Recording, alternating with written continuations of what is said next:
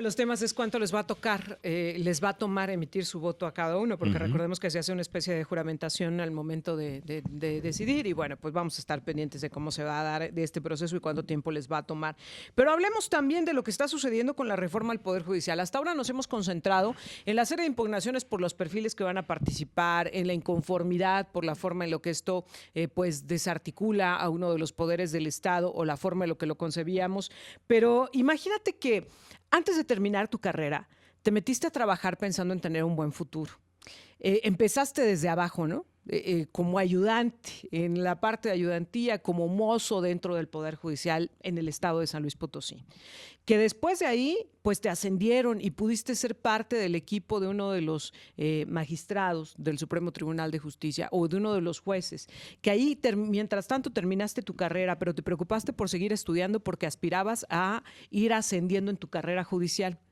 Que de pronto, bueno, pues así lo lograste, que te convertiste en secretario, luego lograste estar dentro de los juzgados, dentro de, uno de las instancias judiciales, luego lograste subir todavía más y aspirabas justamente a ser de las cabezas, de los mayores tomadores de decisiones dentro del Poder Judicial, dentro del Supremo Tribunal de Justicia del Estado. Y resulta que en ese momento llega una reforma al Poder Judicial que dice que por ocupar ese cargo pues no basta tu preparación, tu desempeño, tu compromiso, tu carrera judicial, sino que lo que se necesita es el voto de la población.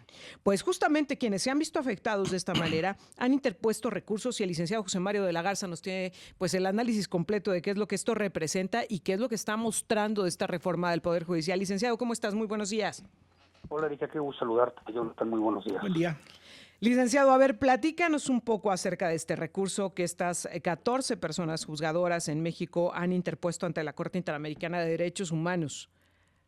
Sí, efectivamente, como bien lo señalas, son juzgadoras que acudieron a la comisión en una petición muy interesante, Erika, como dices tú, este es un cambio de enfoque. Primero, lo que hay que aclarar es que esta petición que se le hace a la comisión no tiene que ver con invalidar la reforma, no tiene que ver con dejar sin efectos lo que ya está en curso y la elección de jueces, de ministros y de magistradas, digamos. Entonces, ese es un primer aspecto importante que considerar. Lo que se está pidiendo por parte de estas, mayoritariamente son mujeres, lo que están diciendo es, a nosotros estas decisiones nos quitó nuestro trabajo que habíamos obtenido, como dices tú, a través de este sistema de meritocracia, Erika, que además es un sistema que está en la ley, digamos que fueron avanzando, pasando exámenes, y sin darnos ninguna oportunidad, nos quitaron de ese sistema. Primero, se nos quita nuestra capacidad económica. Segundo, tercero, hubo toda una serie de discursos del Ejecutivo y de muchos funcionarios denostando al Poder Judicial, diciendo que eran corruptos, diciendo que era un poder que estaba cooptado por el dinero, cooptado por los intereses, y se les desprestigió sin también darles ninguna oportunidad de defenderse, y se hizo un señalamiento general como si todos los integrantes del Poder Judicial de México fueran personas corruptas. Así se les etiquetó.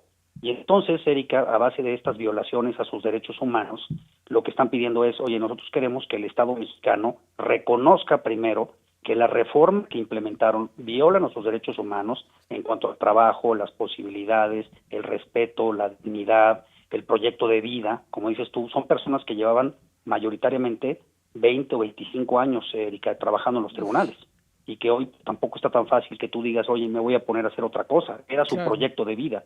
Entonces, primero dicen, tiene el Estado mexicano que reconocer que violaron sus derechos. Segundo, nos tienen que dar una reparación efectiva, y nos tienen que considerar pues todo esta gama de afectaciones que se dio a nuestra reputación, a nuestro prestigio, a la consideración que se tiene de parte de la sociedad hacia nosotros, y nos tienen que reparar. Y entonces la Comisión Interamericana de Derechos Humanos en Washington ya recibió esta petición, que además está avalada también por la barra de abogados de Nueva York, Erika, los que están ayudando a estas juezas y magistradas. Y pues aquí lo primero que va a pasar, Erika, es van a realizarse una serie de investigaciones por parte de la comisión. Ese es el procedimiento que tiene señalado para determinar el nivel de violaciones, cómo fueron, cómo se desarrollaron, y lo que se buscaría es que pudiera emitir una serie de recomendaciones al Estado mexicano que van tendientes en esta línea. Como digo, no es dejar sin efectos la elección, pero sí emitir un reconocimiento en donde hubo estas violaciones, por lo menos de estas 14 juzgadoras, y determinar que esta reforma, que se vende como la reforma que va a resolver el gran problema de la justicia mexicana, pues finalmente lo que hizo fue afectar derechos humanos de personas que estaban haciendo un trabajo pues digno y estaban haciendo un trabajo importante en los juzgados y en los tribunales en donde ellas trabajaban. Ahora, licenciado, ¿qué podría significar este recurso, esta medida? Y te lo pregunto porque estamos hablando de 14, pero ¿cuántos trabajadores más y trabajadoras del Poder Judicial Federal, de los poderes judiciales en los estados, en las entidades federativas, se están viendo afectados por esta reforma al Poder Judicial? ¿Cuántos tuvieron que optar por un retiro anticipado, obviamente con condiciones mucho más precarias que si hubieran llegado a su edad de retiro habitual? ¿Y cuántos más, pues todavía están en esta deriva de qué va a pasar en el momento en que se nombre o se elija a los próximos juzgadores y juzgadoras? ¿Qué podría significar este proceso que se está llevando a cabo si lo magnificamos a todos los que se están viendo afectados? Sí, son miles de personas, Erika, como bien lo señalas. Porque si sumas lo que está pasando a nivel local con lo que pasa a nivel federal, pues se trata de miles de personas que están en ese supuesto, que decidieron no participar en la elección y que pues están fuera de sus tribunales, ¿no? Y acuérdate que tenemos todavía el proceso en el 2027, o sea, la segunda parte, ¿no?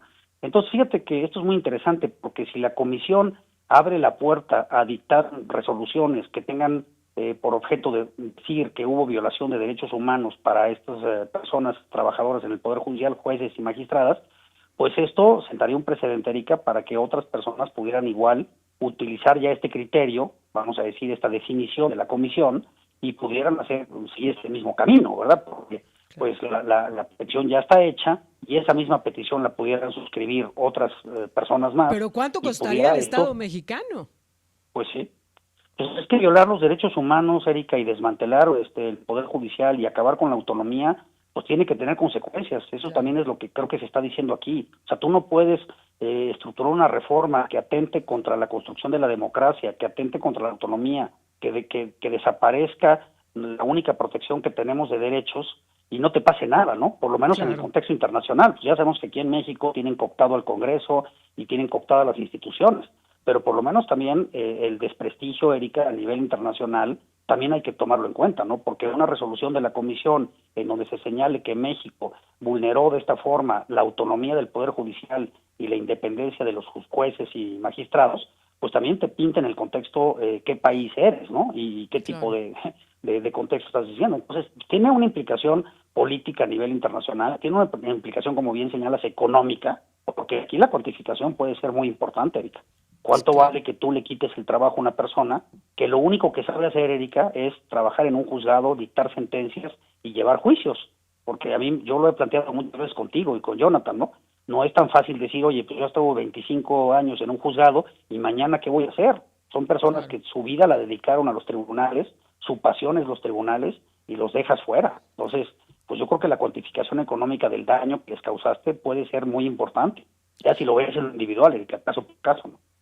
Claro, y lo decíamos, ¿no? Más estamos hablando de personas de 40, 45, 50 años, que no va a ser tan fácil que se incorporen en la vida productiva y además por la cantidad, porque a ver, si fuera un abogado que se queda sin chamba, híjole, pues a lo mejor puede encontrar en otro lado, pero como tú lo decías, estamos hablando de miles que van a salir al mercado el día de mañana a buscar una nueva oportunidad, pues no va a haber espacio para todos ellos. Evidentemente se les está causando una afectación a sus expectativas de vida, a su plan de vida, y en contraparte yo te preguntaría, a ver, ¿qué está pasando con quienes podrían llegar a esos cargos, a esos puestos? Porque, a ver, estamos hablando del costo económico de lo que significaría indemnizar a estos que han resultado afectados, pero además la liquidación, las jubilaciones anticipadas, la contratación de quienes van a salir dentro de la elección al Poder Judicial. Esto ya es una carga económica muy importante para el Estado mexicano, que yo no sé de dónde podría salir ese dinero y cuánto nos va a costar a los ciudadanos, porque no lo va a pagar el gobierno, esto hay que entenderlo, lo estaríamos pagando los ciudadanos, y esto es muy importante porque, a ver,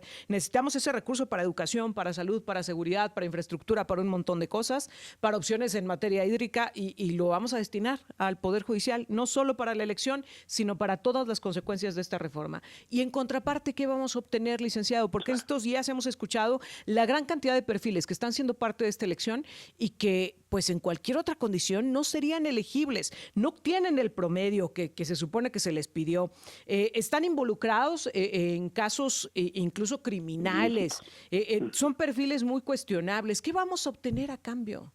Sí, sí, mira, primer comentario, Erika, el costo de indemnizar a las personas desde el punto de vista laboral, porque el hecho de que tú implementes esta reforma no le quita un solo derecho laboral a nadie de las personas que están ocupando cargos, ¿no? Entonces, como bien señalas, ahí hay un capítulo importantísimo que tienes que pagar, porque son derechos reconocidos y que los tienes que liquidar.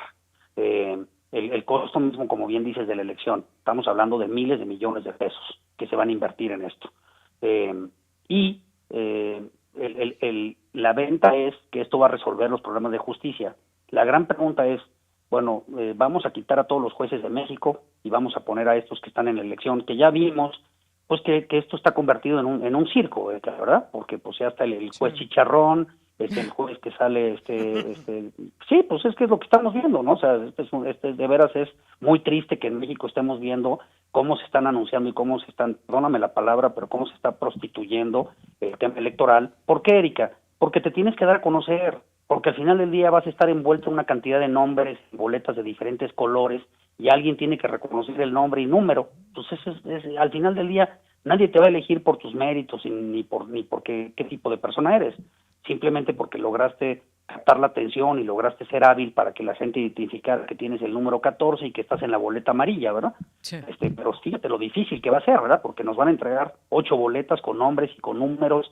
Entonces imagínate la dificultad. Por eso estamos viendo este espectáculo ridículo de personajes haciendo una cantidad de circense, de espectáculo para que los conozcan, para que los identifiquen. Claro. Pero como bien dices tú, bueno, ya se acabó la elección, ya quedaron estos perfiles electos, ¿no? Y mañana van a estar sentados en un juzgado. ¿De veras creen que somos tan estúpidos que pensar que porque llegó una nueva persona y quien sea, Erika, ahorita hago un lado los que están metidos con la delincuencia organizada y con el crimen, vamos a hacerlos ahorita tú y yo a un lado, nada más para este debate. ¿Tú piensas que porque llegue una persona solamente a un tribunal se va a resolver el problema de acceso a la justicia, se va a resolver el problema de cómo se resuelven los juicios en México, se va a resolver el problema de miles de personas que no pueden plantearle un asunto a un tribunal, se va a resolver el problema de donde los tribunales están quebrados, no tienen dinero, no hay infraestructura, en fin? O sea, esto es, Erika, vender una cuestión totalmente fantasiosa, el que porque llegue una sola persona a un tribunal todo va a cambiar y el problema de la justicia en México se va a resolver. Digo, eso, pues, nadie que entienda cómo funciona el Poder Judicial sabemos que no es cierto, ¿verdad? Claro. Porque mira, Erika, pensando que llegan los mejores, vamos a suponer tú y yo que la elección es un éxito y que se lograron votar a los mejores. Vamos a pensar tú y yo que eso pasa y que llegan los mejores perfiles. De todas maneras, Erika, llegas a un tribunal donde hay 4,000 expedientes, donde hay una serie de carencias, donde no hay dinero, donde no hay infraestructura, donde no hay capacitación, y ahí llegas a sentarte. Y no porque lleguemos tú, yo, Jonathan o quien sea a esos lugares, Erika, o que lleguen los más capacitados, vas a poder resolverlo si no tienes ni la infraestructura ni las capacidades para hacerlo. Y las herramientas, esa es la verdad, claro. Tengo que hacer una pausa, licenciado, pero quiero regresar contigo también para platicar de qué sirvió una convocatoria con ciertos puntos para los perfiles de candidatos a la elección del Poder Judicial, si a final de cuentas no los cumplen y no se les va a retirar de la elección. Quiero que platiquemos de eso, si me lo permites, al volver de la pausa. Estamos conversando con el licenciado José Mario de la Garza. Enseguida volvemos.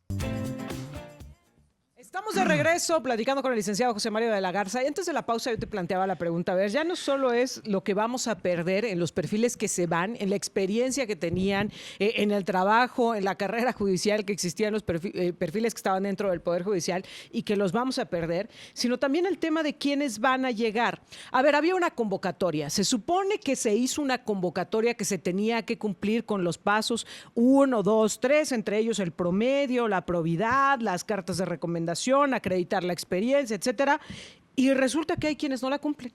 ¿Y qué está pasando? Que la autoridad electoral, el INE, dice que ellos no los pueden bajar de la contienda, el Poder Legislativo mucho menos. Y entonces, ¿de qué sirvió la convocatoria, licenciado? Sí, fíjate que efectivamente, Erika, se detectaron lo que se ha publicado hasta ahora, entre 26 y 30 perfiles que claramente no pasan estos criterios, ¿no? Yo te diría que de una revisión menor que se ha hecho, si se pudiera revisar uno por uno todos los perfiles, pues quizás estamos hablando de cientos de personas que podrían estar en estos supuestos. Digamos que estos son los más visibles, Erika, los que se encontraron más visibles, ¿no? Entonces el Senado, tratando de reaccionar, le pide al INE que los baje de la elección, y el INE contesta, pues no hay ningún mecanismo legal para hacer eso. Ustedes ya, como bien dices, en la convocatoria los seleccionaron y pues son las personas que van en las boletas. Pues no hay forma que el INE pueda hacer nada, van a estar en las boletas esos perfiles y otros más que seguramente tampoco cumplen con las calificaciones y ahí van a estar, ¿no? Y luego decía el INE, o se decía en el Senado, ¿no? Bueno, pues ya que si alguno de estos perfiles gana, pues entonces ahí vamos a impedirle que tome la posesión del cargo. Tampoco se puede, Erika. Una vez que tú ganas una elección en donde estás en una boleta y tú sacas la mayoría de los votos, pues no hay forma en la que el INE arbitrariamente o el Senado simplemente decidan que tú ya no ocupas el cargo. Pues yo ya lo gané electoralmente, ya están los votos. Ese tipo de decisiones las llevas a un tribunal electoral y las vas a ganar en un minuto. O sea, no, es decir, ningún candidato se va a preocupar por eso. Entonces, como bien dices, se vendió que iba a haber un filtrado, pero se hizo todo precipitado, la tómbola donde se les caía el complete, los cientos de nombres que se repetían por todos lados, y a la hora de hacer esto con tanta precipitación, pues resulta que las personas que están en las boletas, Erika, pues ni siquiera pasan el mínimo del estándar posible para poder ocupar los cargos, y que muchos de esos que sí traen dinero y que traen estructura, pues pueden acabar ganando la elección. Claro. Porque pues al final del día es lo mismo de siempre, ¿no? No va a haber manera humana en que el INE pueda monitorear los gastos de campaña de las miles de personas que están participando, ¿verdad? Y pues va a ser muy fácil para las gentes que tienen dinero y que pueden aparecer en todos los medios y en todos los eventos, hacerse visibles para ganar la elección, ¿verdad? Pero no solo eso, licenciado, y hay que hacer un énfasis ahí. No es que se vendiera. Ellos aseguraron que iban a llegar los mejores, que los filtros que hizo el Poder Ejecutivo, el Poder Legislativo y el Poder Judicial, que luego no tomaron en cuenta los del Poder Judicial, pero que eso iba a hacer que llegaran los mejores y no cumplieron con eso. Cuando se les recuerda que fue por su culpa, y lo digo así porque sí fue su responsabilidad, ellos dicen, ay, qué montoneros son, es lo que dijo Noroña, que dijo que están de friegaquedito, y no lo digo como lo digo porque es horario familiar, y ya no quisieron la responsabilidad, licenciado. De acuerdo contigo, Jonathan. Efectivamente, ellos vendieron que iba a ser un procedimiento transparente, con filtros, con comités que iban a evaluar a los perfiles, ¿te acuerdas que habían dicho, Jonathan, que les iban a hacer entrevistas, que iban a ver a cada uno y que los iban a seleccionar de forma muy puntual? Y pues resulta que no fue así, y resulta ser que estamos viendo personajes en las boletas impresentables por donde los quieras analizar, y que pues desafortunadamente, Jonathan, son los que más visibilidad tienen, ¿verdad? Resulta ser que ahora los corruptos, los que están vinculados con el narcotráfico, con los ilícitos, son los que más están saliendo en medios, y en una de esas, Erika, Jonathan, son los que acaban ganando la elección, ¿verdad? No nos vayamos a llamar a sorpresa cuando veamos los resultados de la elección. El otro planteamiento, Erika y Jonathan, también es que se está gestando un poco es, ¿qué pasaría si al final del día hay muy poca votación? ¿Cómo sostienes esta narrativa de decir estos son los jueces del pueblo, la justicia del pueblo, la soberanía de las mayorías? ¿Cómo la sostienes? Porque ellos están vendiendo que con esta elección va a haber miles de personas participando y va a haber cientos de personas en las casillas votando, y pues y que esto va a legitimar el Poder Judicial y que va a haber jueces con la cercanía del pueblo. Entonces, pues eso también veamos qué va a pasar, porque yo tengo serias dudas de que el proceso va a llamar la atención de los ciudadanos como para que vayan a formarse una casilla, sí, claro. Donde ayer estaba escuchando que ya se hicieron algunas, hay un sitio, no sé si lo vieron, Erika, Jonathan, en el INE, que ya puedes hacer una prueba de cómo votar. Sí. Está como incluso para ya los ciudadanos, ¿no? se hizo un simulacro con personas con discapacidad, y les tomó 18 minutos, más o menos, el poder emitir su voto. Y que conste que estaban ahí todos sobre ellos, ¿no? Porque también dicen, bueno, lo calculamos con personas con discapacidad para ver más o menos cuáles serían los tiempos máximos. A ver, no, porque ahí había todo un equipo en torno a ellos orientándolos de cómo emitir el voto, cosa que no va a pasar el día que vayamos a las urnas. Yo le calculo, Erika, unos 30, 35 minutos, si ya más o menos sabes de qué se trata, porque la otra es que te entreguen una cantidad de semillas para votar que no sepas ni qué hacer. Entonces, pues bueno, esa es la otra cuestión, ¿no? Que veamos cómo ya falta bien poco, si se fijan, estamos ya muy cerca de la elección, y pues a mí me preocupa mucho, Erika, Jonathan, porque sí, de verdad en México, lo hemos comentado con ustedes mucho, uno de los grandes problemas es el que tiene que ver con la justicia, con el Estado de Derecho, con la impunidad, y pues yo siento que esto va a acabar siendo una propuesta que no va a resolver nada, que nos va a costar, como bien decía Erika, muchos millones de pesos, y que vamos a acabar con algo que va a ser mucho peor de lo que teníamos. Uy, licenciado, pues como siempre, muchas gracias. Les mando un abrazo a los dos, que estén muy bien. Gracias. Seguimos en contacto. Muy buenos días.